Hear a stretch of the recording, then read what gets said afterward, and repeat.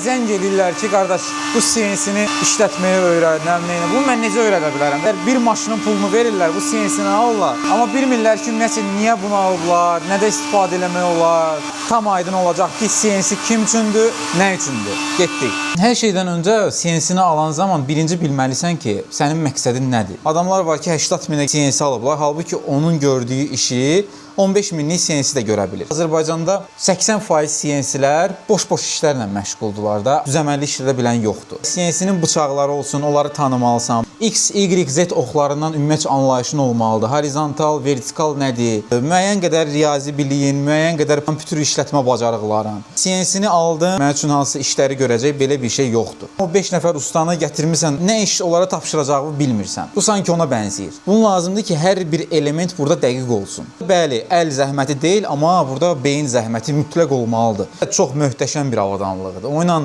inanılmaz bir şeylər yaratmaq mümkündür. Yetər ki, burada ideya olsun. Bir işlər görənlər var ki, gəl görəsən də. Hansı proqramları bilmək lazımdır? FreeCAD var, Aspire var. Ən asan versiya məsəl üçün onlayn şəkildə Easel. Fərqli növləri var. Metal, taxta və başqa materiallar üçün bunun lazer versiyası var, frez versiyası var. CNC-nin texniki tərəfləri haqqında da məlumat əldə etmək istəsənsə şərh bölməsində qeyd eləməyi unutma. Bizi izləməyə davam elə.